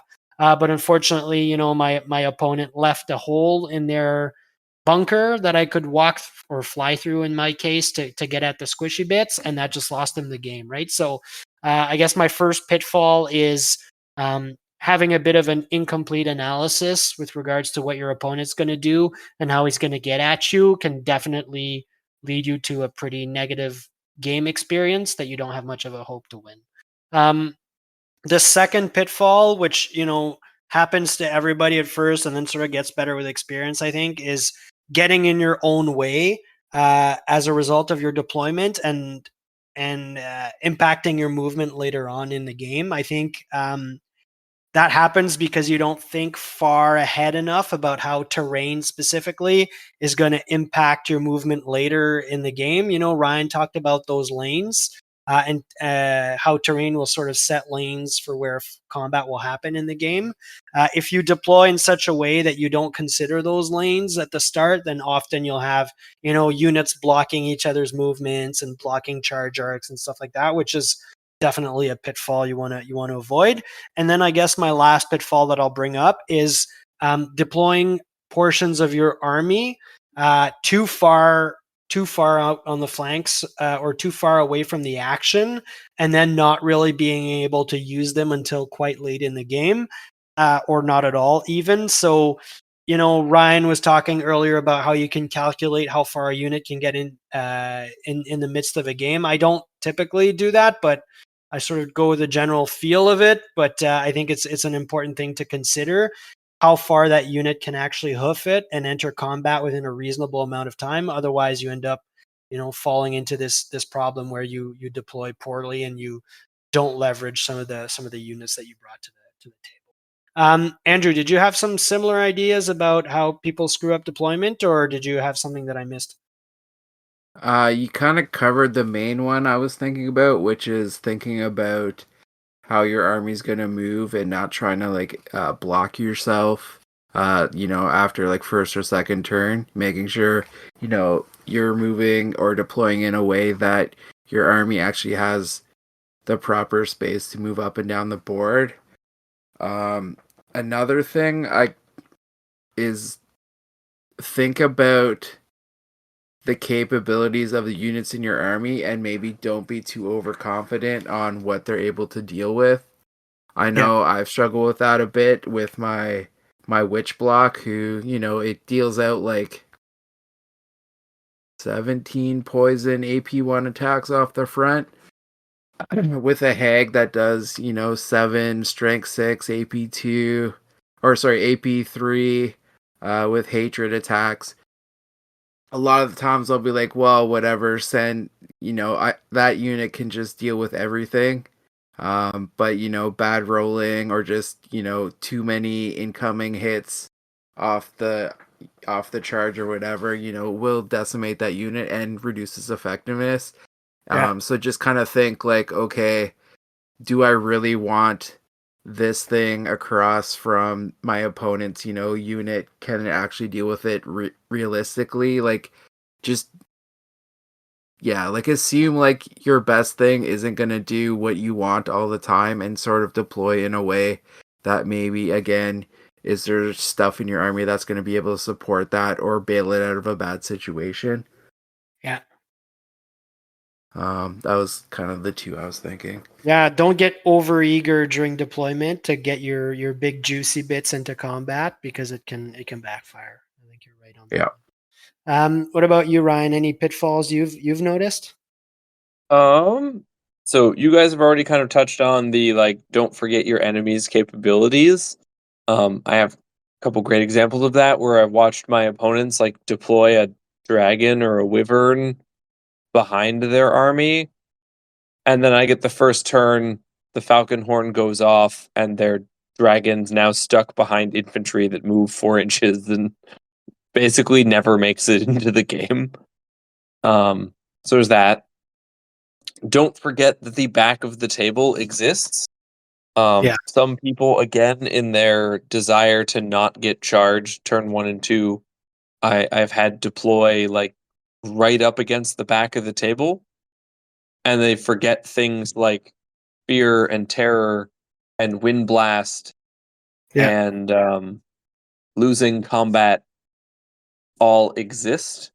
Or my personal favorite was when someone forgot that evasive is still a fallback in good order. So it's, go the best of 2d6. And they ran straight off the table trying to avoid getting shot. So instead of taking like one casualty, they lost the whole unit. So just, it yes, you can deploy back, but at the same time, you are assuming some risk by doing that depending on what the enemy's throwing at you. And then, as you also said, just deploying wildly out of position or in such a way that your units can't support each other. Yeah. Okay, good. So last question on deployment here. I'll go back to you, Ryan, on this one. Do you have any other like closing interesting strategies, tips, or tricks that you like to use or that people should think about when it comes to their deployment?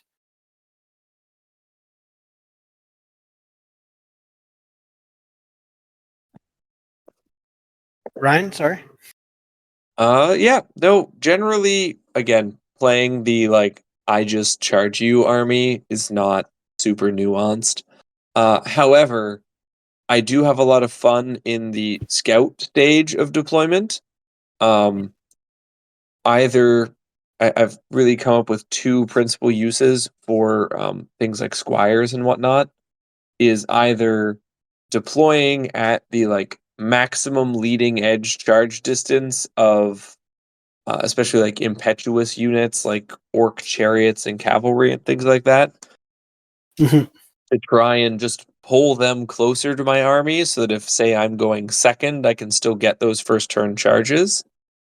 Um, or the other option is to use those things just as a cover providing screen for a higher value target beyond them. Yeah. But yeah, basically my tips and tricks to deployment is if you have scouts, use them in abundance aggressively. Yeah. That's all. Awesome. What about, and I think nobody will disagree with you. What about you, Andrew? I think I've covered most of my personal thoughts and philosophies on most of the deployment stuff already. I'm going to instead counter what Ryan just said about scouts and be realistic about them. Sometimes you're going to face an opponent where a scout unit or a chaff unit is going to do jack shit against that army, and it's okay to deploy them back with your regular battle lines and just kind of be another unit on your main line as either support or even just don't engage at all and just preserve those points because they're not realistically going to do anything. I'm kind of thinking like facing your Chaos Dwarf army, like it's so, your Chaos Dwarves are so tough and so points dense that like 5 Dark Riders with bows aren't going to do anything, but if they get too close to you, you're going to just delete them without them being really effective anyway. Yeah. You might as well not even engage with them and just keep them back. So Yep. Yes, scouts are a very good tool a lot of the time, but sometimes you need to know like when not to use that tool if it's not going to actually be useful in that situation. Yep, and it comes back to all the preaching I've been doing about analyzing what your enemy's list is like and what yours brings to the table, and then using your tools in the most efficient way after. So yeah, that makes sense.